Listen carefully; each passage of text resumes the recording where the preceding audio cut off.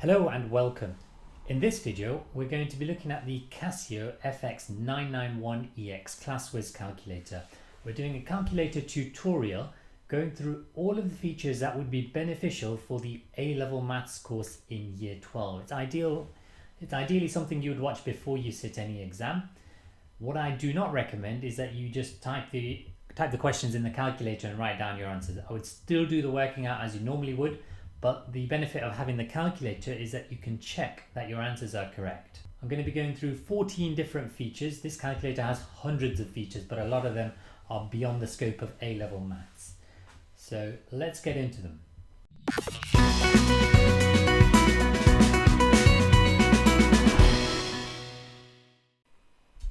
Feature number 1 allows you to solve and factorize cubics and quadratics. So here's an example of an A-level question. P of x is equal to 30x cubed minus 7x squared minus 7x plus 2, and we're asked to factorize it completely. This is taken from this paper, the AQA June 2018, paper 1. The answer I've worked out as this. So we're going to get our calculator to get us this answer. So the way we do this, we go into menu, and then we scroll down to equation, which is just after 9, equational function. And then it's a polynomial that we are going to substitute in. So polynomial, and the degree of our polynomial is the highest power, which is 3, as it's a cubic.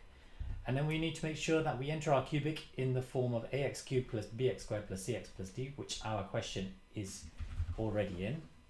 So that's 30x cubed minus 7x squared minus 7x plus 2. And when you press equals, you will get the solutions. So the first solution is minus a half. The second solution is 2/5 and a third. So if I write these down, x equals minus a half, x equals 2/5, and x equals 1/3. These are your solutions. However, we need to factorize this.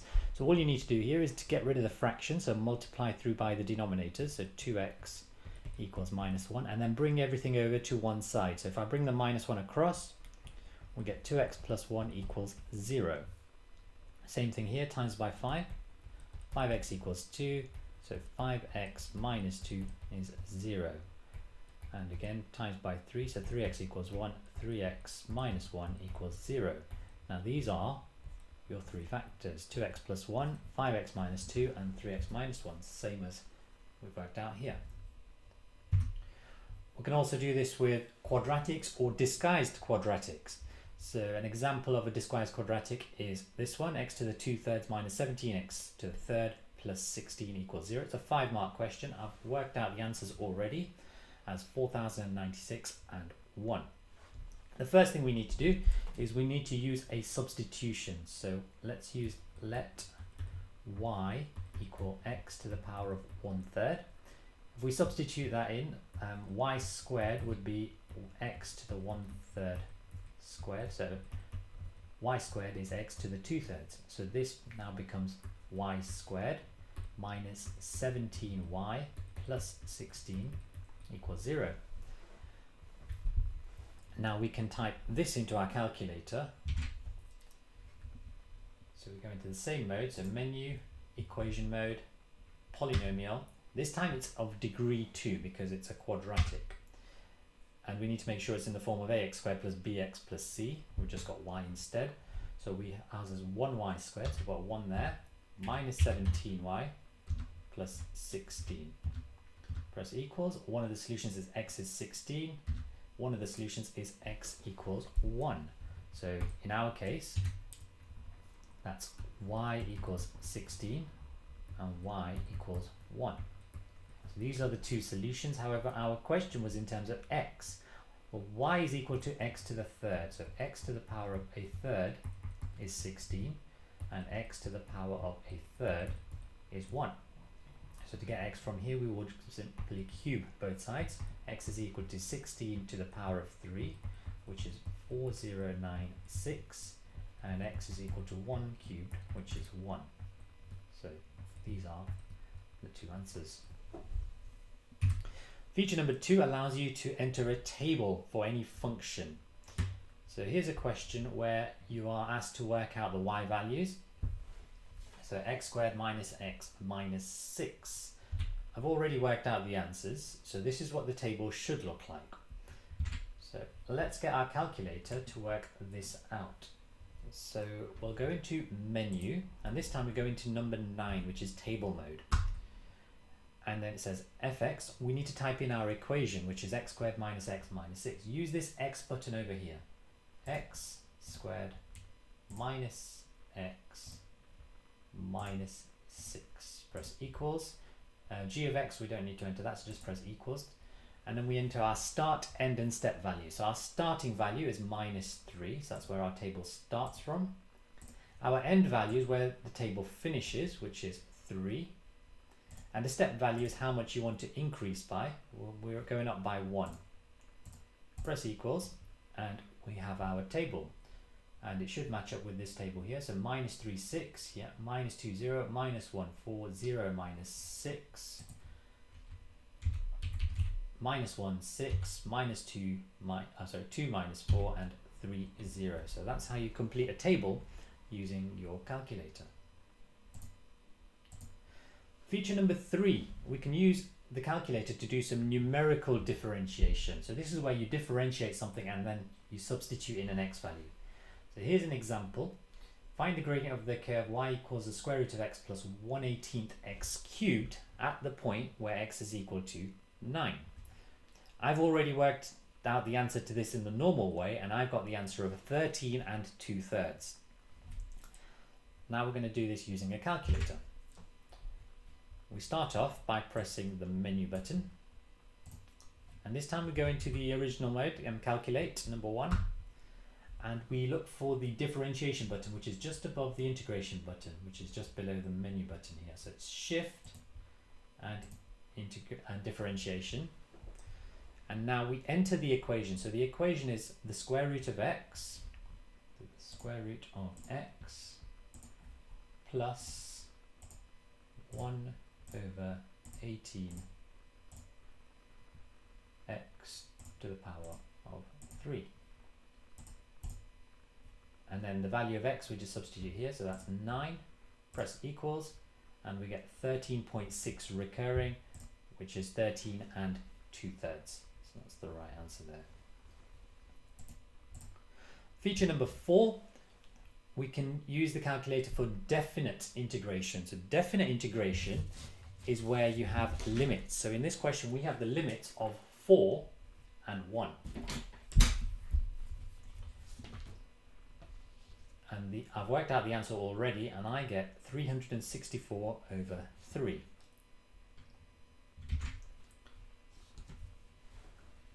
The first thing you do in this one, again, you press menu and ensure that you're in the original mode, calculate, and then you press the integrate button. And all we're going to do is to type this equation into the calculator. So I like to start off with a bracket. So 6x squared minus the square root of x, close bracket, and then we enter our limit. So our lower limit is 1, our upper limit is 4, and hopefully, yeah, we get our answer. So 364/3, and that's the answer that I got. One important thing to know is that if your area spans above and below the x-axis, so where you've got some positive and some in the negative, this calculator will not give you the correct area. So you make sure you draw a diagram, and if it does span into negative, you need to split it into 2 sections, one for the positive and one for the negative, and then add them together yourself. Feature number 5, we can solve quadratic and cubic inequalities. So the calculator has an inequality mode, so we can solve things like 2x squared plus 3x minus 2 is bigger than 0. Now I've already worked it out, and the answer to this should be x is less than minus 2 or x is bigger than a half. Let's get our calculator into inequality mode. We press menu, and this time we scroll down to B, which is just after equation mode. And then we select a degree of our inequality, so that's the highest power, which is 2. And then we need to match up our inequality with one of these. You need to ensure it's in the form of ax squared plus bx plus c is bigger or smaller than 0. which ours already is, and this equation here matches the format of number 1 here. So I'm going to select number 1 and I'm just going to type it in. So it's 2x squared plus 3x minus 2. And when you press equals, you get the answer. So the answer says x is less than minus 2, which is the same answer that I got. And then it says a half is less than x. A half is less than x is the same as x is bigger than a half. So you need to make sure that you write your answer in this format, but the calculator will give it in this format. But it's important to remember that a half is less than x is the same as x is bigger than a half. Let's look at a cubic inequality this time. Okay, so we want to solve the inequality of x cubed plus 2x squared minus 13x plus 10 is bigger than 0. This is part B of a question. So we're just going to jump in and just do this part using a calculator. I've worked out the answer already. So the answer is x is between minus 5 and 1, or x is bigger than 2. Let's go into inequality mode again. So menu and then B again. The degree of our inequality this time is 3, as it's a cubic, and make sure it's written in the form of ax cubed plus bx squared plus cx plus d is bigger or smaller than 0, which it is, and we are interested in bigger than 0, which is option number 1. Then we just type it in, so that's 1x cubed plus 2x squared minus 13x plus 10, press equals, and we get our answer. So our answer is minus 5 less than x less than 1. So x is between minus 5 and 1, which is the exact answer that I got. And 2 is less than x. 2 is less than x is the same as x is bigger than 2. So this is a good way to check that you've done it correctly. Feature number 6, we can solve simultaneous equations with 2 or 3 inequalities. So let's suppose we want to find where the line y equals 2x plus 1 intersects the line 2x plus 3y minus 7 equals 0. The first thing you need to do is rewrite the equations in the form of ax plus by equals c. If we do that with this equation, all we need to do is move the 2x across, so it becomes minus 2x plus y equals 1. And then for the other equation, we just need to add 7 to both sides, which gives us 2x plus 3y equals 7. We then solve these two simultaneous equations using the calculator. Now I've already worked it out, and the answer should be x is equal to a half and y is equal to 2. So let's get our calculator to do this. We start off with menu again. This time we go into equation mode, so option A, and then simultaneous equation, option 1. And the number of unknowns, we have x and y, so 2 unknowns. And then we need to make sure our equations are in the form of ax plus by plus c, which we already have in red here. And we type these in. So minus 2x plus 1y equals 1. And 2x plus 3y equals 7. And press equals, that gives you my x value, which is x is a half. Press equals again, that gives you the y value, y is 2. So x is a half and y is 2 is the solution to this question. Feature number 7, we can solve binomials using the calculator. So a binomial question could be something like this one, where Emma throws a fair coin 15 times and records the number of times it shows a head. So this is where x is binomially distributed, and n in this case is 15, and the probability, because it's a fair coin, is 0.5. So let's just label that. That's your n and that's your p. Now there's two binomial modes on your calculator that you need to be aware of. One is called the binomial probability distribution. This is BPD for short.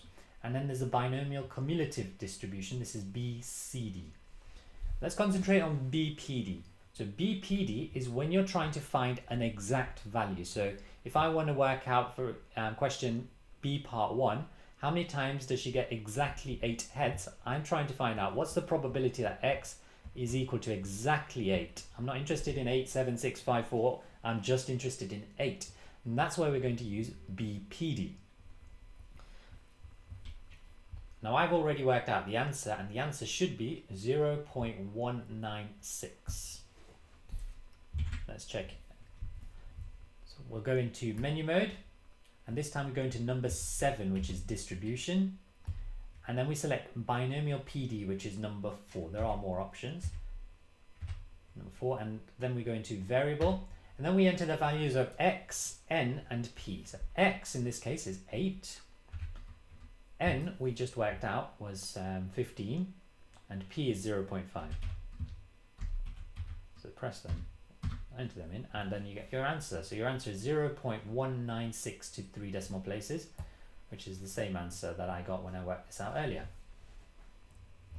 The second type of function you can get is the binomial cumulative distribution, and this is when you can use the calculator to work out x is less than or equal to the probability. So the probability of x is less than or equal to x. So this works out anything in the form of x is smaller than or equal to a number. So in this question, we're interested in at least 4 heads. That means we're trying to find out the probability that x is 4 or more. So that means x is more than 4. We're interested in 4 or more. So that's this. Now we need a less than or equal to sign here. So to do that, what we'll do is we'll rewrite this as 1 minus the probability that x is less than or equal to 3. So x is greater than or equal to 4 is the same as 1 minus the probability that x is less than or equal to 3. And we can use our calculator to work out this bit. And then we'll still have to do 1 minus the answer to get the final answer. Let's try this on our calculator. So this time we go into menu, and then option 7 again for distribution, and scroll down so you can see binomial CD, and then variable number 2, and then you enter the numbers. So the only thing we need to change here is that the x value is now 3, the n value is still 15, it's still tossing the coin 15 times, and the probability of a heads is still 0.5, so just press equals, and then you get this answer, 0.018 to 3 decimal places, 0.018. So the probability that x is less than or equal to 3 is 0.018. And we know that the probability that x is greater than or equal to 4 is equal to 1 minus the probability of x is less than or equal to 3. So it's 1 minus 0.018, and that gives you 0.982. Same answer as I worked out earlier. Feature number 8. We can find averages and the standard deviation from a grouped frequency table or even a normal frequency table. So we can answer the question here, estimate the mean and the standard deviation. So we can check our answers to this using our calculator. I've already worked out the answers manually, and I've got the mean as 29.6 and the standard deviation of 16.6, both to 3 significant figures. To do this, we need to get our calculator, and we will go into statistics mode. So menu and then option 6 for statistics mode. And then you're going to pick option 1, which is 1 minus variable. Now what we're after is we want to enter this table in. So we need an X column and we need a frequency column. So if you've got a frequency column there, that's fine. If you haven't, then you need to do what I'm about to do. So you do have a frequency column there. So to get this frequency column up, you do Shift and press the menu button to take you into setup. Scroll down to statistics, which is option 3, and then turn frequency on by selecting number 1. Now I've got my table with a frequency column, and all we need to do is to enter the midpoints in the first column and the frequencies in the second column. So I'm going to go ahead and do this. The only thing it does say is that the midpoint of the first class is to be 4.75 instead of 4.5. So I'm just going to do that, and I'm going to type the rest of these in, and I'll be back with you in a second.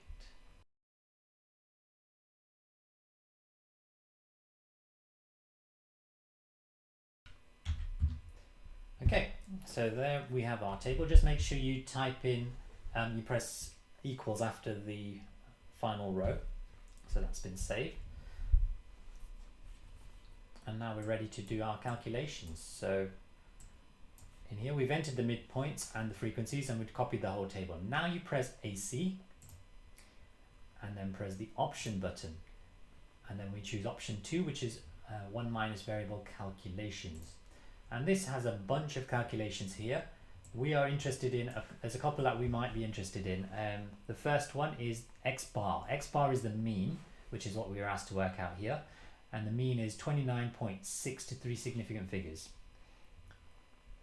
Another thing that you might be interested in is the standard deviation, which we need for this question. The standard deviation is the one that says sigma x at 16.55 or 16.6 to 3 significant figures. And then the variance is another one you may be asked. So the variance is sigma squared x, so the third last one, 273.95. That's your variance. So there are other things that might be of interest to you. But to answer this question, we need the mean and the standard deviation.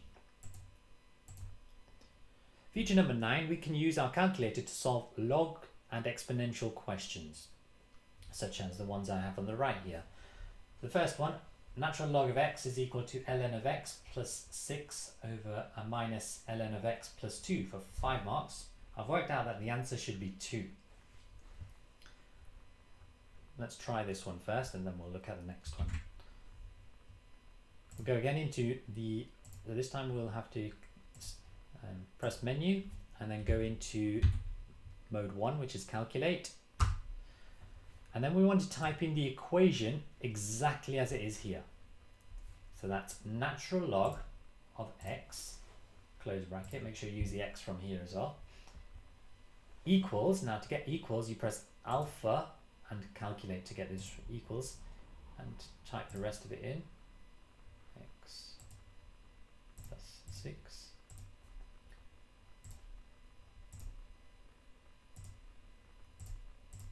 Okay, so that's our equation. Now don't press equals, what you want to do is you want to press shift and calculate, and what that does is it solves the equation and then you just press equals. That x equals 3 is not the answer, it's just the last number that was saved there, so just press equals and then the answer is x is equal to 2, which is what I did when I worked it out earlier. Similarly, let's have a look at the next question. So the next question is an exponential one, so 3 to the power of x plus 2 is 0.4. Give your answer to 3 significant figures. I've worked out the answer to give me minus 2.83, so I'm now going to check that it's correct. So we clear the screen and we're going to enter the calculation again. So this time it's 3 to the power of x plus 2 equals 0.4. And shift and calculate to solve it. Press equals and the answer I'm getting is minus 2.83. So that's how you solve log and exponential questions using your calculator. Feature number 10, we can calculate unit vectors using the calculator. So if p is equal to minus 3, 4, we want to find the unit vector in the direction of p. Now I've worked out the answer as 1/5 of minus 3, 4. We're going to get our calculator to check this. To do this, you go into menu and this time you go into option 5, which is vector, and you'll need to define the vector. So the vector is, we'll define vector A, which is a 2-dimensional vector, so I'll select 2 and I'll just type the vector in, which is minus 3, 4. Okay, press equals and then you press the option button and then we are after a vector calculation, so number 3. And press option again and this time we want a unit vector, which is number 4. So we've got unit vector and then we need to type in vector A. So to get that vector A to come up, press option again and number 3 is vector A, close your bracket, press equals and you have your answer of minus 0.6, 0.8. So minus 0.6 is 3/5 or minus 3/5 and that's 4/5, which is the same as this because minus 3 times a fifth is minus 3/5 and then 4/5 on the bottom. So that's how you find unit vectors using your calculator.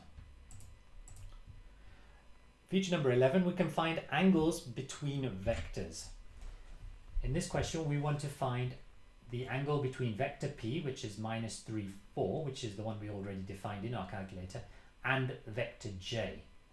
Give your answer to 1 decimal place for 2 marks.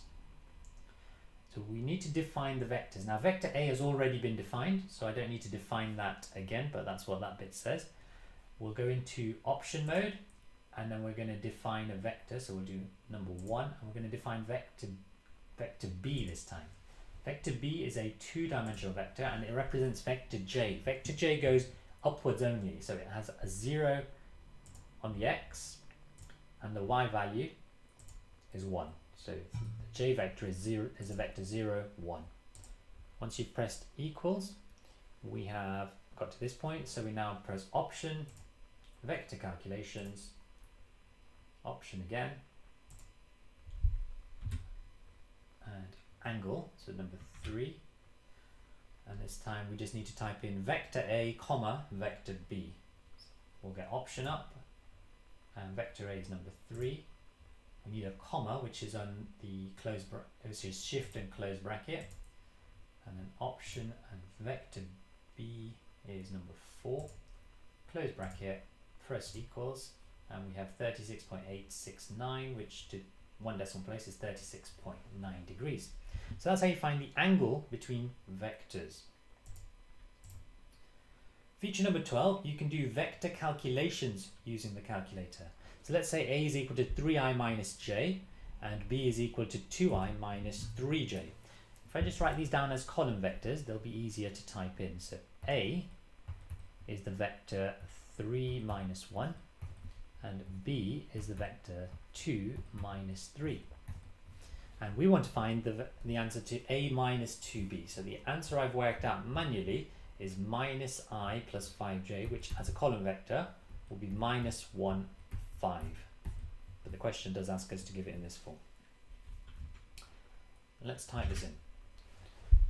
We go again into menu, and we go into option 5 for vector, and we need to define the 2 vectors. So first we need to define vector A, so number 1, which we know is a 2-dimensional vector, and the vector is 3 minus 1. Press equals, and then we do option again, and we're going to define vector B, so number 2. It's a 2-dimensional vector, and this is 2 minus 3. Press equals.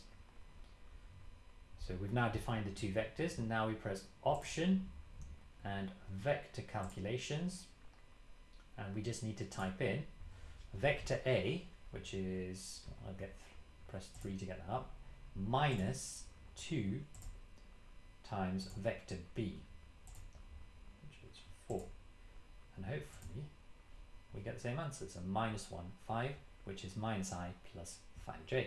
So that's how you do vector calculations using your calculator. Feature 13, we can do factorial calculations. So factorials are such as 5 factorial. So 5 factorial is 5 times 4 times 3 times 2 times 1 without having to type in 5 times 4 times 3 times 2 times 1. So we're looking for the factorial button, which is the exclamation mark. So before you even look for the button, make sure you go into calculate mode. So menu and then option 1. And then you're looking for the exclamation mark, which is over here above the x to the minus 1.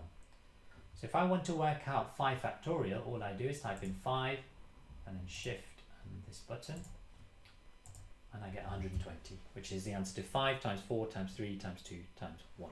So that's how you use the factorial button. Feature number 14, you can use combinations. There's a combination and permutations function. So we could be asked to work out 5c2 or 5p2 in the middle of a calculation. So the way we do that is, if we wanted to find 5c2, we would type in 5. Again, make sure you're in the normal calculate mode. So option 1, and then it's 5, and then to get the choose function, which is over here, it's above the divide, so it's shift and divide, and then 2, which gives us 10. So 5c2 is 10. And if we want to do 5p2, similarly we'll type in 5, and then this time we'll push shift and then the multiply, which will be NPR, and then 2. And 5p2 is equal to 20.